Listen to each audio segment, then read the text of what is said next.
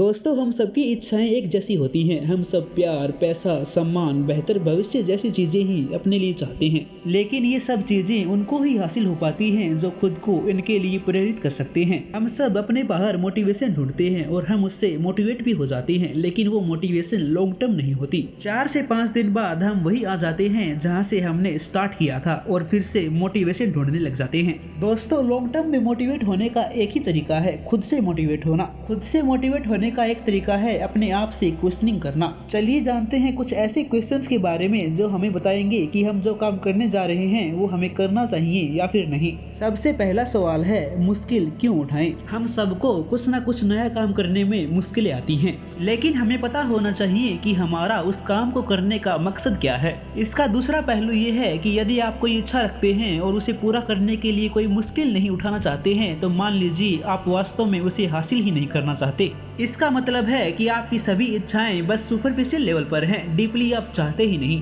दूसरा सवाल जो आप अपने आप से पूछ सकते हैं कि मेरे लिए इस वक्त क्या करना सबसे जरूरी है। आपको अपनी प्राथमिकताएं, अपनी प्रायोरिटीज तय करनी होंगी। आप ऐसे ही कोई काम नहीं कर सकते। यदि एक बार आपने अपनी प्राथमिकताएं तय कर ली तो आप अपनी मौजूदा प्राथमिकताओं को अनदेखा नहीं कर सकते, क्योंकि ये आपके बड़े लक्ष्य का ही हिस्सा होती हैं। इससे आप किसी गैर जरूरी काम पर अपना समय खर्च करने से बच सकेंगे। तीसरा सवाल है, दूसरों से क्या छिपाने की कोशिश कर रहे हैं? इससे आप अपनी कमजोरियों को जान सकेंगे। इन्हें छिपाने का कोई फायदा नहीं। यह मुश्किल जरूर है, लेकिन इससे आगे का रास्ता आसान हो जाता है। यदि आप अपनी कमजोरियों को जानकर अपने आप को बेहतर बनाते चले जाएंगे तो आपका कॉन्फिडेंस अपने आप बढ़ेगा। अगला सवाल है कि मेरे आसपास कैसे लोग हैं? आप जिनके साथ सबसे ज्यादा वक्त बिताते हैं वे आपके व्यक्तित्व का ही हिस्सा होते हैं। नेगेटिव लोगों के साथ रहकर बेहतर जीवन के बारे में सोचना भी बेकार है। पांचवा सवाल जो आपको अपने आप से पूछना चाहिए, मेरा ईगो कहाँ रुकावट बन रहा है? ईगो से निकलने वाली इच्छाएं आपकी इच्छाएं कभी होती ही नहीं, वे आपकी इच्छाओं के विपरीत ही होती हैं। इनकी पहचान जरूरी है, क्योंकि कई बार इन इच्छाओं को पूरा करना भी जरूरी नहीं होता।